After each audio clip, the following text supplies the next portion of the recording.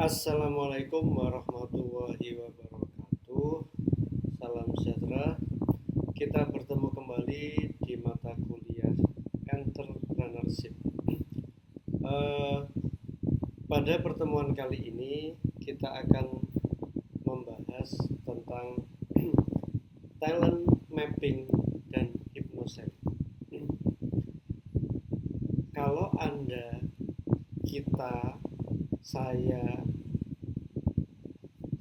bisa tahu kelebihan dan kekurangan kita, kita akan bisa memaksimalkan apa yang dimiliki oleh kita, dan kita bisa memperbaiki apa yang menjadi kekurangan kita. Pada saat kita akan bekerja nanti, diperlukan pengetahuan tentang keahlian-keahlian yang dibutuhkan. Tapi yang lebih penting dari itu, bagaimana komunikasi kita kepada teman kerja, kepada sesama mahasiswa, kepada siapapun itu harus bagus. Karena kuncinya adalah komunikasi. Nanti talent mapping ini akan membawa kita kepada apa sih yang bisa kita optimalkan dari diri kita, dan apa sih yang bisa kita pelajari untuk memperbaiki. Beberapa dari kita ada yang cocoknya menjadi public figure dengan memegang mic, menjadi seniman. Tapi ada juga yang cocoknya di bagian menangani SDM, bagian menangani karyawan. Tapi ada juga dari Anda yang cocoknya itu di riset, di penelitian, di analisis. Ada juga yang cocoknya seniman pekerjaan, idealnya seniman. Jadi dari Anda semua ada yang bisa jadi apapun, termasuk juga jadi seorang tentara. Karakter-karakter yang harus dimiliki oleh profesi-profesi ini tentunya harus sesuai dan tidak bertolak belakang. Jika itu Anda, maka Anda bisa dengan melihat diri Anda, melihat diri kita, sebetulnya kita itu cocoknya di mana. Orang yang pemalu pasti tidak cocok diletakkan di bagian depan, atau orang yang hobinya ngomong nggak cocok di bagian belakang. Jadi ada istilah the right man on the right place, itu ada benarnya. Jadi Anda akan menjadi optimal ketika Anda diletakkan pada pekerjaan yang sesuai dengan bidang Anda. Anda akan optimal, Anda akan maksimal. Tapi ketika Anda bekerja mengerjakan sesuatu yang Anda tidak suka, maka mulai detik satu Anda sudah merasa capek. Berikut ini beberapa karakter yang ada pada diri Anda. Nanti Anda bisa sesuaikan, ini saya, ini bukan saya, ini saya banget atau ini bukan saya. Nanti Anda sendiri yang menilai Anda. Yang jelas ada karakter sanguinis atau yang biasa disebut populer. Ada juga koleris, karakternya kuat. Ada juga melankolis, karakternya sempurna. Dan ada juga yang plekmatis atau damai. Anda cocok yang mana? Yuk kita kupas satu persatu. Dan ketika itu sifat-sifat itu nanti dominan di Anda catat di HP atau di kertas bahwa setelah saya melihat ternyata saya sanguinis, Pak. Oke, boleh. Setelah saya melihat ini ternyata saya koleris, Pak. Oke. Setelah saya melihat penjelasannya Pak Amin, saya pragmatis. Jadi itu menjadi catatan buat Anda. Kita mulai dari yang pertama yaitu sanguinis. Sanguinis orangnya periang, jarang sedih, mudah gembira. Punya banyak teman, punya banyak penggemar. Humoris, aktif berbicara. Kemudian senang gosip, nada suara tinggi, bicara cepat, tampilan mewah, senang warna cerah. Coba perhatikan diri Anda masing-masing. Apakah sifat karakter ini ada di Anda? Jika dominan ada, tentunya tidak sama persis ya. Jika dominan ada, Anda berarti masuk di karakter sanguinis. Nah, karakter sanguinis ini ada sisi positifnya, ada sisi negatif. Ini sisi positifnya.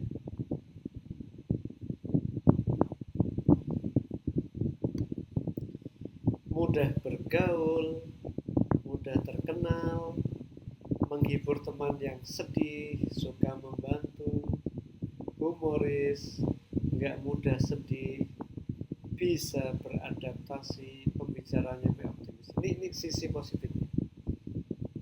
Tapi juga ada sisi negatifnya. Mudah terpengaruh, sulit bilang tidak. Kalau ada orang yang minta bantuan, ya siap gitu. Sampai saking baiknya susah mengatakan tidak. Terlalu melebih-lebihkan, membuat alasan, tidak konsisten, tidak punya fokus, ceroboh, mudah lupa dengan janji. Kemudian emosi labil. Nah itu. Jadi ada orang dengan karakter sanguinis ini mudah bergaul, mudah terpengaruh. Nah, bagaimana jika kita bertemu dengan orang yang tipe sanguinis? Sapa dengan semangat, puji penampilannya, jadi pendengar yang baik, bahas topik yang ringan, antusias pada omongannya. Itu adalah karakter dari sanguinis. Jadi ketika kita bertemu dengan orang tipe sanguinis ini tips dan triknya. Nah, orang sanguinis cocoknya kerja apa? Presenter, MC, orang yang punya karakter gampang bergaul, banyak cocoknya di presenter atau MC. Yang kedua, public relation, dia cocok di front office kan, karena supel orangnya, sosial marketing. Kemudian sales dan marketing, kemudian juga cocok di industri atau hiburan. Jika Anda dominan dengan sifat-sifat karakter tadi, Anda masuk ke sanguinis. Idealnya, ini beberapa pekerjaan, tentunya masih banyak lagi, cuma ini kita buat contoh. Idealnya ini. Bagaimana dengan realitanya? Nah, idealnya ini, realitanya bilang lain, nggak apa-apa, dijalani dulu. Kalau itu pekerjaan dan mendapatkan uang, maka harus dijalani dulu. Bertahap, pada waktunya Anda masuk ke jalur yang ideal, yang sesuai dengan karakter Anda. Tapi ketika sekarang masih belum ideal, ya realitanya yang kita pakai. Itu orang dengan tipe sanguinis. Yang kedua, melankolis. Kita perhatikan karakternya. Orang dengan karakter melankolis, orangnya terlihat serius, bicaranya kritis, orangnya to the point, sering murung, bicara datar, sedikit bicara pakaiannya rapi. Ini sepintas orangnya modelnya seperti itu. Rambutnya rapi. Ini melankolis. Anda mempunyai banyak kesamaan dengan yang tertulis di sini. Mungkin saja Anda termasuk yang melankolis. Senang warna yang lembut. Nah, karakter melankolis ini punya kelebihan. Dia orangnya detail, cerdas, pemikir yang dalam, analitis, pandai membaca grafik atau tabel, konseptor yang handal, tepat waktu, dapat diandalkan. Ini orang dengan tipe melankolis. Positifnya, sisi positifnya ini. Namun juga ada sisi negatifnya, yaitu orangnya cenderung kerjanya suka individu. Sulit memutuskan, terlalu berhati-hati, pesimis akan suatu hal, mudah depresi, pendendam, penyendiri, workaholic. Jadi ini sisi positif. Nah, bagaimana ketika Anda bertemu dengan orang yang tipe melankolis ini? Anda sapa dengan hangat, Anda hargai tiap usahanya, to the point, kemudian usahakan tepat waktu, sedikit bicara, banyak bekerja, bahas topik yang sedang booming, beri waktu tenang. Jadi ini kunci komunikasi ya, komunikasi kan peranan yang penting untuk melanjutkan hubungan atau membuat hubungan baru, hubungan kerja, hubungan bisnis. Jadi ketika Anda mengerti yang Anda hadapi orangnya melankolis, ya ini yang Anda lakukan ketika ngobrol sama dia. Tipsnya ini, apa pekerjaan yang cocok idealnya buat orang yang melankolis? Yang pertama, akuntan atau auditor. Yang kedua, penulis atau editor. Yang ketiga, seniman atau musisi. Yang keempat, riset analis data. Ini orang-orang melankolis idealnya kerjanya di akuntan atau auditor, penulis atau editor, seniman atau musisi, periset, dan analis data science. Ini idealnya. Berikutnya, orang dengan tipe koleris. Orang dengan tipe koleris, orangnya bicaranya lantang, keras kepala, kalau ngelihat pandangannya tajam, tegas, pakaiannya cenderung biasa, terlihat sibuk. Andakah orangnya orang yang tipe koleris yang punya karakter seperti ini? Coba kita lihat detailnya. Apa sisi positifnya orang dengan karakter koleris? Dia pemimpin yang baik. Kemudian biasanya benar, orangnya tegas, orangnya target oriented, mudah beradaptasi, berpikir cepat, optimis, senang tantangan. Ini orang-orang koleris itu kayak gini nih. Sisi positifnya bagus, sisi positif itu pasti bagus. Ada optimis di dalam. Tapi juga ada pekerja keras. Nah, bagaimana minusnya? Orangnya keras kepala, tidak mau mengalah, suka debat, tidak senang diperintah, tidak butuh teman, mengintimidasi, sulit menerima saran, tidak senang kritikan, jarang punya waktu luang. Tipe koleris seperti ini. Sulit berkata maaf. Bagaimana ketika kita bertemu dengan orang dengan tipe koleris ini? Sapa dengan tegas, to the point, antusias pada bicaranya, bahas topik yang berat. Dia suka kalau topik-topik yang berat, yang kekinian, bicara negara, politik gitu ya. Buat agar kita butuh mereka, beri saran dengan nada tegas, hargai waktu mereka, biarkan mereka memimpin. Nih, ketika kita bertemu dengan orang tipe koleris, ini tips triknya. Sapa dengan tegas.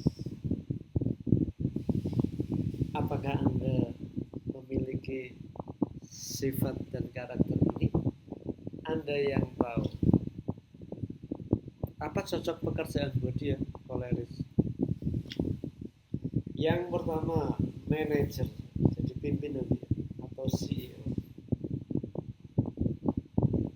Yang kedua, pengusaha. Yang ketiga, militer atau penegak hukum.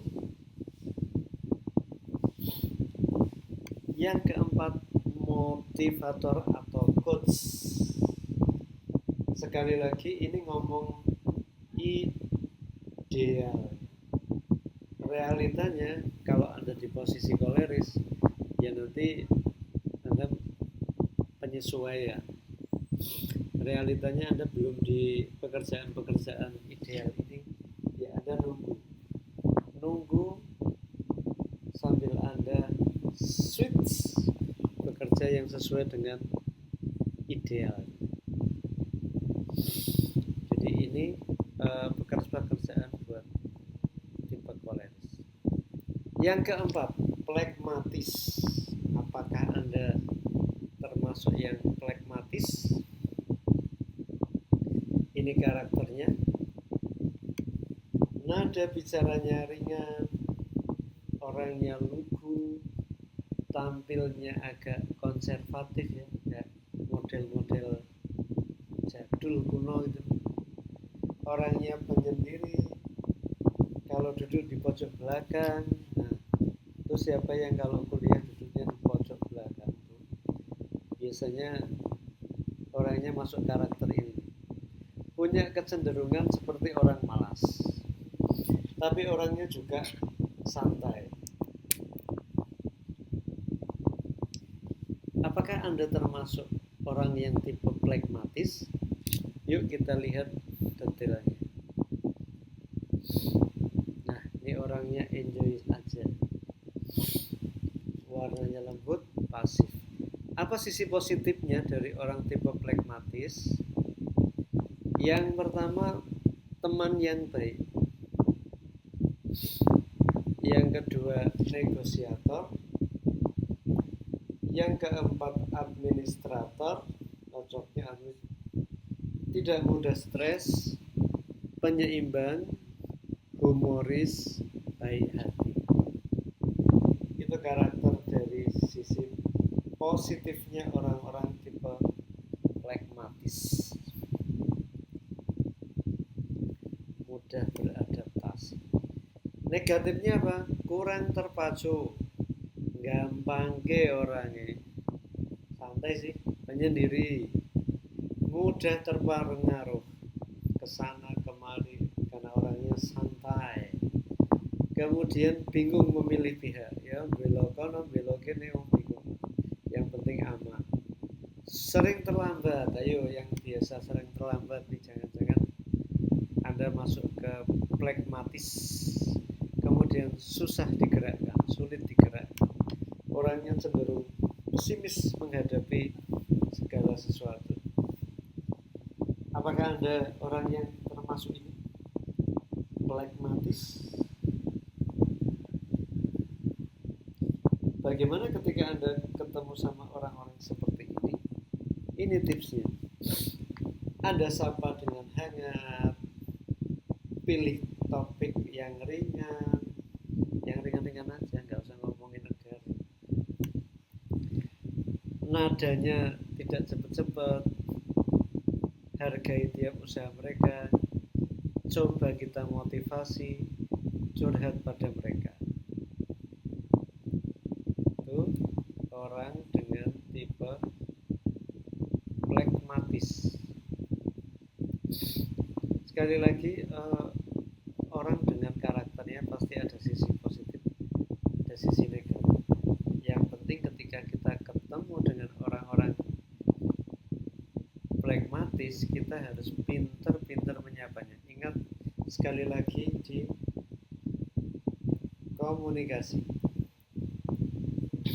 Komunikasi memberikan peranan yang penting banget untuk bersosialisasi, bisnis. Jadi ketika ketemu orang-orang pragmatis, ini yang Anda lakukan.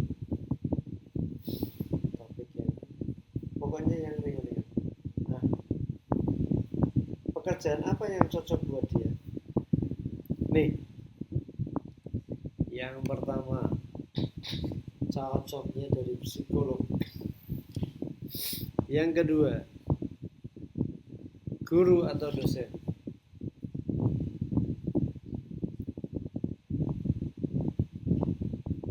Yang ketiga, ini idealnya ya,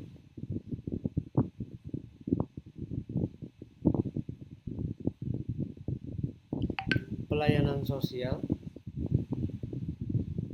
orang-orang yang sabar ya, atau HRD.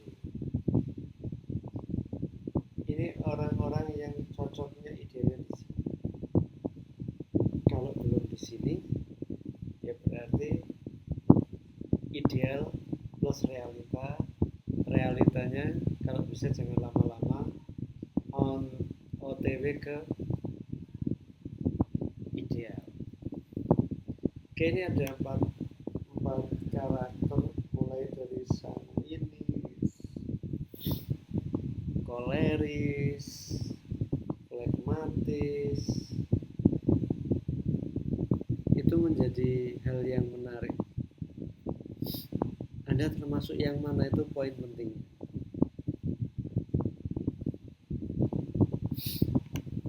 Terus Anda pingin, kalau boleh ditanya, Anda pingin punya karakter seperti siapa ya? Ronaldo, Putin, Elon Musk, atau Gus Mahar?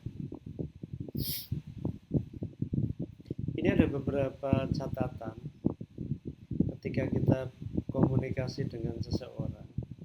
Anda harus bisa membedakan ketika Anda ngobrol itu di antara jarak mata itu 15 sampai 45, itu zona inti. Tapi ketika 46 cm, setengah meter sampai 1 meter 1,2 itu adalah zona pribadi. Tapi kalau zona sosial, ngomong orang lain boleh dengar 1,2 sampai 3,6 meter, dan zona umum lebih dari 3,6. Nah, artinya ketika kita ngomong umum itu di posisi lebih dari 3,6 meter, seperti ketika orang kuliah.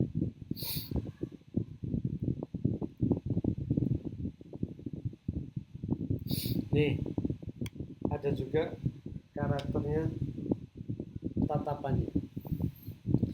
Kalau tatapan bisnis itu mata plus kening. Orang kalau ngobrol modelnya bisnis, lihatnya mata sama kening. Coba nanti perhatikan ketika Anda diajak bisnis, mata lawan bicara kita arahnya kemana. Yang kedua, tatapan persahabatan, mata sampai dengan dagu. Mata sampai dengan tatapan intim, mata ke bawah, dilihat ke bawah, itu beda sama bisnis dan tatapan persahabatan. Kalau intim, mata ke bawah dilihat kebanyakan.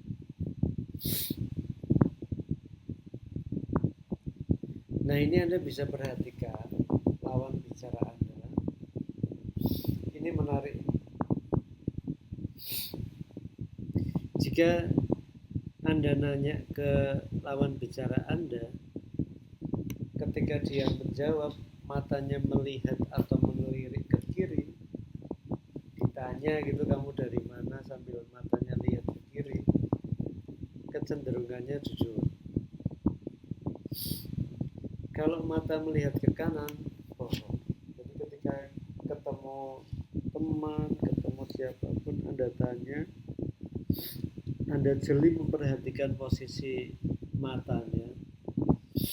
Kalau sambil jawab matanya melihat ke kiri itu jujur, kalau ke kanan malah. Berikutnya ketika dijak ngomong, kok banyak yang menyentuh bagian dalam telinga, biasanya orangnya sudah memang tidak respect dengan pembicaraan kita. Kemudian ketika dijak ngobrol kok menarik janggut, artinya kode untuk sudah bosan atau selesai. Mengelus, menarik rambut, itu sedang. Ini menarik sekali ketika kita punya karakter, sudah jelas kita karakter yang mana. Kemudian ketika ngomong, arah matanya kemana. Kemudian ketika berperilaku, bagian mata, bagian tubuh yang lain itu ada kode-kode yang bisa dilihat. Kalau lagi ajak ngomong mengelus, menarik rambut, berarti sedang berpikir.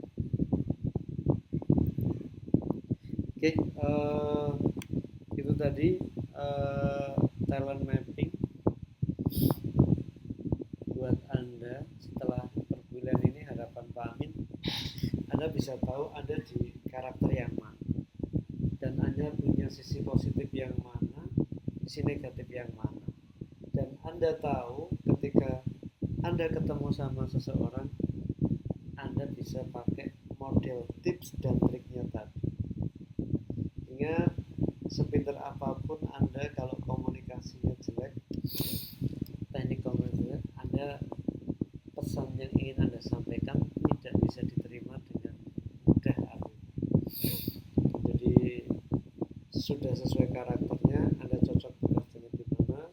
Ketika komunikasi bisnis juga arah matanya kemana, kemudian bagian tubuh yang lain pun bisa melihat. Jadi kalau kita tahu kelebihan dan kekurangan kita, kita akan bisa maksimal kelebihan-kelebihan kita, dan kita bisa minimalisir kekurangan yang kita miliki. Jadi talent mappingnya Anda bisa tahu apa yang Anda punyai, skillnya, cocoknya kerja. Kemudian ketika berkomunikasi, ketika bisnis, Anda pakai model tadi, matanya ke arah mana, kemudian jawaban-jawabannya mereka juga kita perhatikan dengan tepat. Oke, itu dulu penjelasan tentang talent mapping dan hypnoselling. Setelah melihat video ini, Pak Amin harapkan Anda sudah tahu karakter Anda di mana, kelebihan Anda apa, kekurangannya mulai dikurangi. Terima kasih atas atensinya. Di lain waktu kita ketemu lagi. Sekali lagi, Anda harus berusaha mencapai posisi ideal untuk Anda ketika bekerja agar maksimal. Dan sekali lagi, saya ulangi, ketika realitanya belum sesuai dengan ideal kita, Anda jangan patah semangat, Anda tetap semangat, selesaikan pekerjaan itu, terus belajar, pada waktunya Anda berganti kepada posisi yang ideal untuk Anda. Kenapa seperti itu? Karena episode kehidupan seseorang tidak ada yang sama, semuanya punya tantangan, semuanya punya challenge, semuanya ada harapan di sana. Jadi tanamkan dalam diri kita bahwa apa yang terjadi ini memang sudah akan memberi pelajaran banyak buat kita, sehingga kita nanti menjadi orang yang tangguh, orang yang bekerja keras dan tidak mengenal menyerah. Oke, kita ketemu lagi minggu depan. Terima kasih.